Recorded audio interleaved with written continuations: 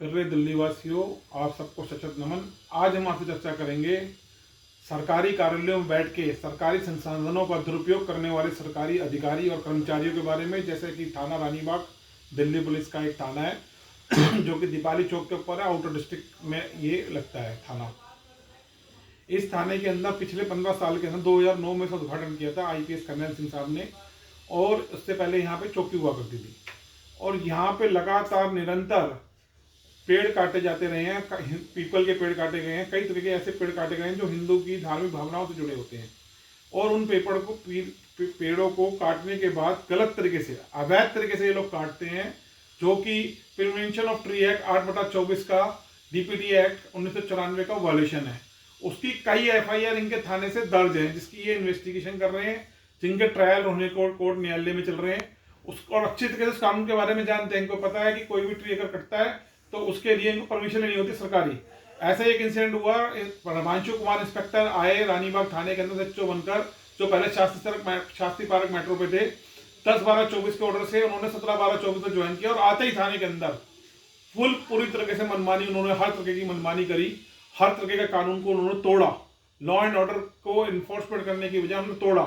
और आज तक ये नहीं बताया कि किसी एजेंडे के तहत उन्होंने बहुत सारे पेड़ काट दिए गए, जिसकी सूचना हमने DCF को दी और एक NGO के माध्यम के द्वारा भी ये सूचना दी गई। इसमें RTI लगाई गई। 26/12/24 को सोशल मीडिया के ऊपर पोस्ट डाली गई।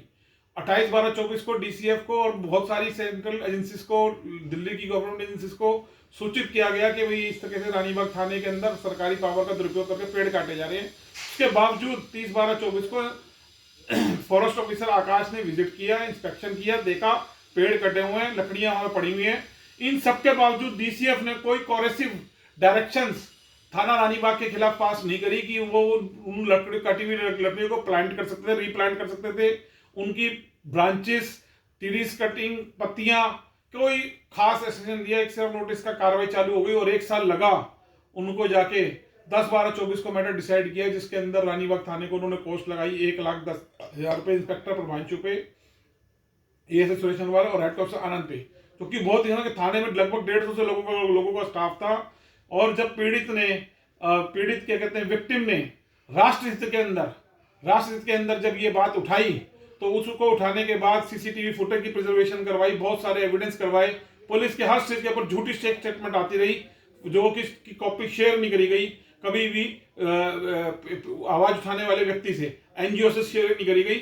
10/12/24 को कॉपी दी गई। तो ये बहुत गंभीर बात है। और DCP आउटर डिस्ट्रिक्ट के भी नॉलेज में था, उन्होंने भी कोई कोरेसिव एक्शन नहीं लिया और 1 साल तक उन्होंने भी कोई काम नहीं किया। और ये मैटर ACP मंगोलपुरी कार्यालय का भी ऑफिस वही है और रानीबाग थाने से इनिशियली चंद्रशेखर इसमें इंस्पेक्टर लगे IO, जो रिपोर्ट आज तक इसके अंदर रिकॉर्ड पे नहीं आई। इसके अंदर सबसे बड़ी बात यह है साथियों, मैं सभी कानूनी अधिवक्ताओं को भी ये बात जानकारी डालना चाहता हूं कि इतना बुरा हाल थाना रानीबाग का है। कानून तोड़ने में नंबर 1 थाना, अगर किसी को अवार्ड मिलेगा तो ये थाना आएगा, ये डिस्ट्रिक्ट आएगी, इनके सीनियर अधिकारी आएंगे।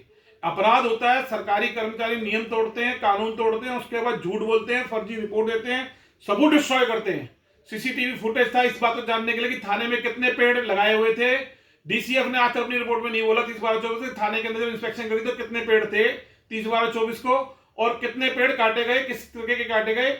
और ये मैटर 322/25 से ऑनरेबल हाई कोर्ट के अंदर लंबित था, कंटेम्प्ट पिटीशन के अंदर रोहिणी कोर्ट के अंदर 56 दिन में लंबित था, 91 CRPC की एप्लीकेशन लंबित थी।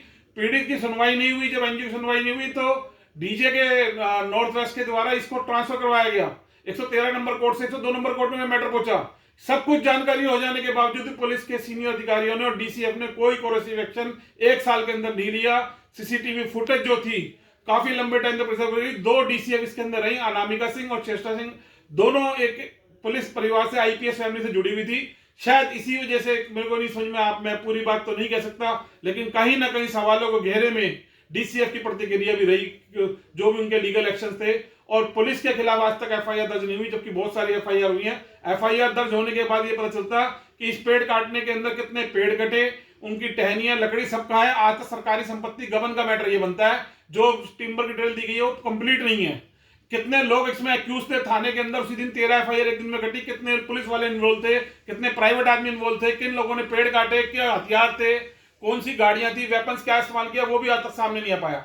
जब बहुत सारी कारण है जिसके वजह से इसके अंदर एफआईआर की रिक्वायरमेंट थी, और तब भी आज तक इसमें एफआईआर नहीं हुई, प्रॉपर जांच के आदेश नहीं किए, ना पुलिस ने खुद डीसीपी ने कॉग्निजेंस लिया, ना डीसीएफ ने कोई कॉग्निजेंस लिया, ना ऑनरेबल हाईकोर्ट से लिया।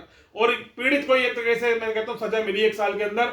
15-20 बार उसने अलग अलग सरकारी एजेंसी को पेश किया, कंप्लेंट लगाई, आरटीआई लगाई, लाखों रुपया इसमें खर्च हुआ, और 1,10,000 गया खाते में डीसीएफ के।